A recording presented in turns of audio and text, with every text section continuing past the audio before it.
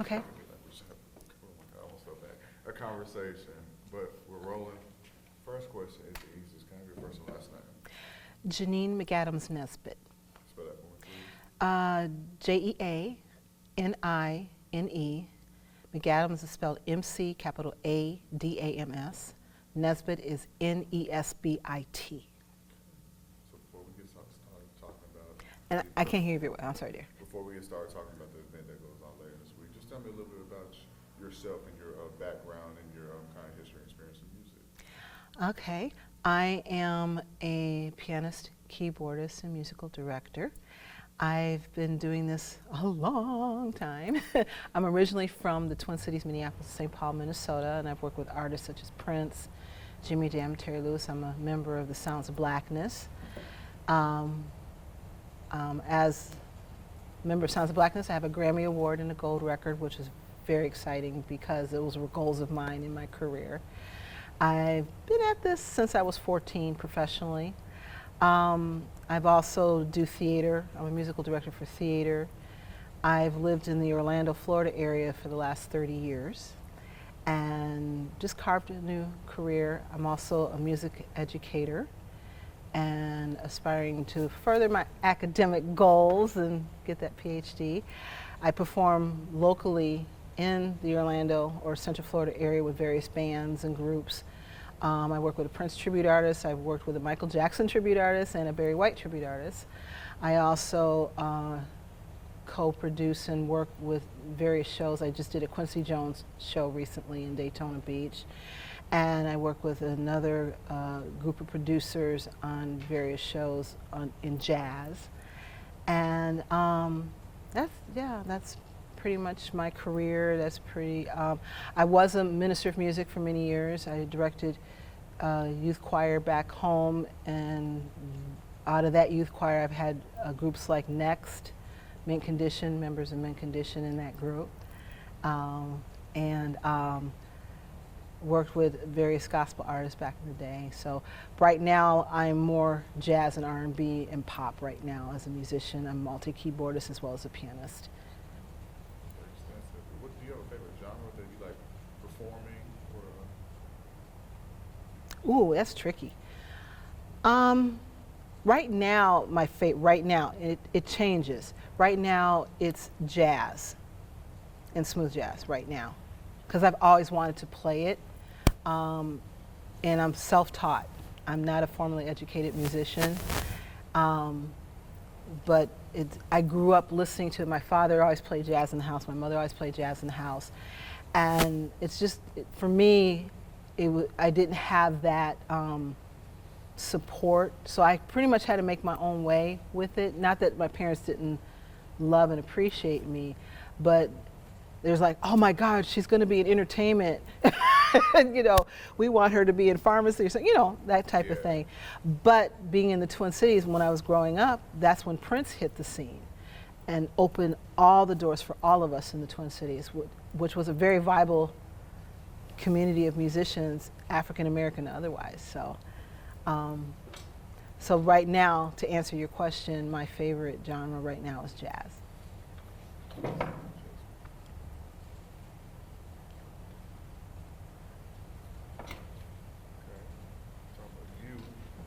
Talk to me about the event that will be going on here. This Thursday, correct? Yes. Tell me about that.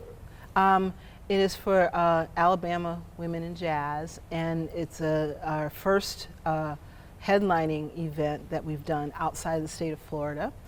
And it's put on by Patrice Bivens and Valley Arts and Entertainment.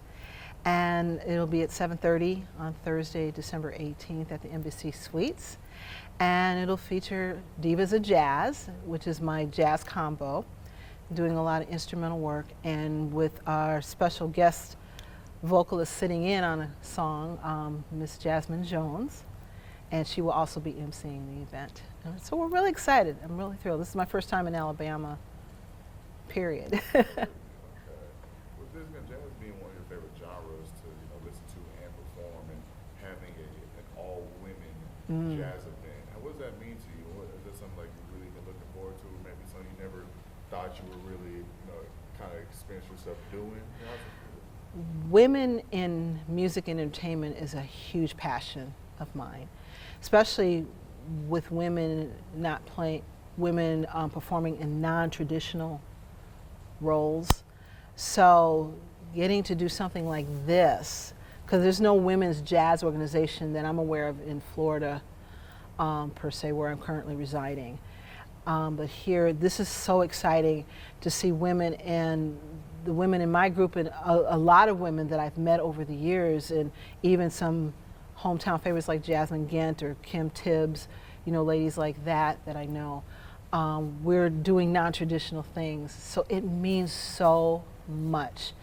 I think that women are not respected enough, honored enough, and have to work twice as hard to get noticed in this business and in this industry, and are just as talented, if not more, than many of our male counterparts. So it's very exciting. It's exciting to have a female bass player who can play the upright and the string bass and synth keyboard bass, or our drummer who does programming and production. And we have a female guitar player and our sax player. She plays all the woodwind instruments, not just a sax, but she can play the flute, she can play the clarinet, she can play, you know. So having that scope of talent, and we're just trying to make our way in this, where you have other acts like Foreplay out there, or the Corey Henrys, or the John Baptiste, who I'm not complaining about because they're phenomenal. I just saw John Baptiste in Orlando a month and a half ago, and that show was off the chart.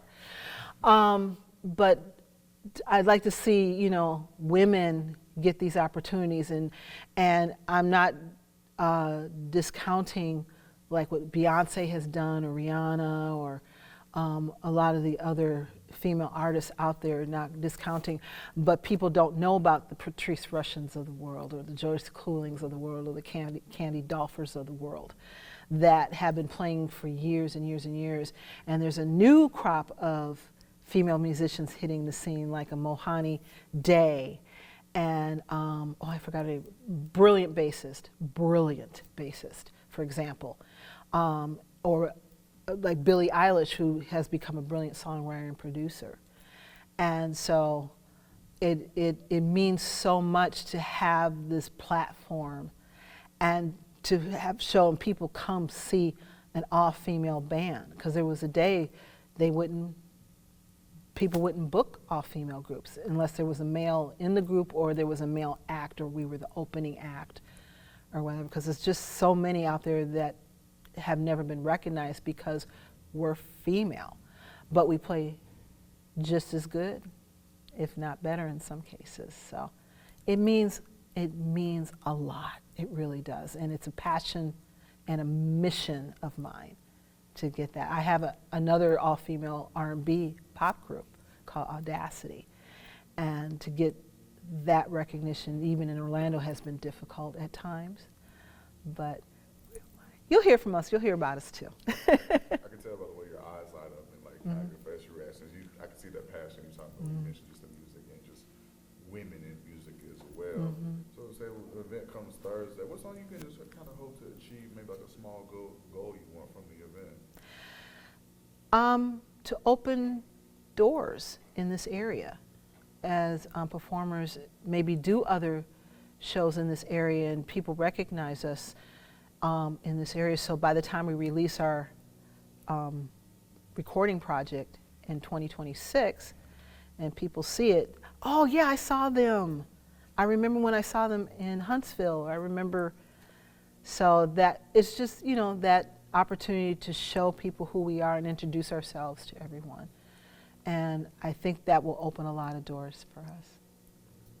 For any, maybe might get an opportunity for maybe somebody, a young, a female bassist, pianist, whatever instrument that might show up, may have an opportunity. Just feel like they, who shares the same sentiments you do. Feel like maybe they don't get enough credit. Maybe they feel like they have to work twice or even triple as much as hard just to get their name out there. That gives them the opportunity to really be seen and heard. So what would you say for any young aspiring or people who may just not put their talents out there for any female artists who may want to attend or may be attending on Thursday? Never give up. It's hard, yes. It's a difficult journey, but do you play your heart, be your heart. Don't give up the instrument. Don't put it down. If you're just starting, be patient with yourself, be kind to yourself, because you will do it one day. It's different than when I was coming up, which is good news, and people like myself, we're here for you, to encourage you, to hopefully help open doors for you. People like Patrice Bivens, we're here for you. But the main thing is just be you and don't give up. As long as you have air in your body and you are capable, you have opportunity. One more question kind of go with it. With this being an all-female thing, there will be networking, music playing, and socializing. So do you have a favorite moment just from your career where when you weren't by yourself, you were another like-minded female artist? Just have just a favorite memory, funny memory that comes to mind that just always, just sticks with you? That you can say on air. Yeah, of course. Coming from Minneapolis, Janet Jackson worked with Jimmy Jam and Terry Lewis, and I've met her. I've seen her in the studio, but we've never been formally introduced. Well, the Sounds of Blackness were in Europe. We were in Amsterdam doing some promotional work. And Jimmy Jam and Terry Lewis came with us because they produced our first album. And we were walking in the streets of Amsterdam, and we had our gear on at the time, and which was the dark baseball cap. I call it the Road of the Nation thing. We had the dark baseball cap and the dress. And I had, a big ponytail behind my cap, and I had these hoop earrings with crosses on them. And all of a sudden someone went, Janet Jackson! And all of a sudden, I don't know where these folks came from, but it was like, whoosh, I got mobbed, literally got mobbed. So Jimmy Jam and Gary Hines of Sounds of Blackness and another gentleman, they were literally lifting me over their head to get me out of the crowd and get me back to the hotel. Well, a year later, we were on tour with Luther Vandross, and Janet came to the show in New York. And Jimmy and Terry were there, so Jimmy said, hey, Jan, I want you to meet somebody. And he said, Janet, meet your twin, Jeanine. And she went, what? And I went, and he goes to Janet, I'll tell you later. I'm like, but she gave me a hug and a firm handshake, and we just laughed. I don't know exactly how he explained the story to her, but that was, when he said, Janet, I want to introduce you to your twin. So that was probably for me, and I've never played. I did have an opportunity to audition for a band, but just that one encounter with her, she just really a very nice lady, very professional, very confident. She's very sweet, but she knows what she wants, and she is a workaholic. I thought I was a workaholic, but not like her. She's amazing. So, but yeah, that's basically one of my fondest encounters, if you will, and stories to tell. Any last details about the event on Thursday that I may have forgot to ask you? You think you forgot to mention? No, we're just going to come and do a show, and it'll be at the Embassy Suites Hotel. I can't remember which ballroom it's going to be in. At 7:30, the show starts at 7:30. And yeah, just come and listen to some really good music. We're primarily instrumental, but we're going to do a little Christmas stuff. We'll do a little funk. We'll do a little traditional jazz and little traditional jazz fusion. I mean, we're going to do Mr. Magic, for example. Every band does Mr. Magic, but we're going to do that just to say we can do it. And there will be food served as well as a bar and stuff like that. So it'll be just a really nice event, and we're looking forward to it. And it's not formal dress, but just come nice and dressed up and come and enjoy the music.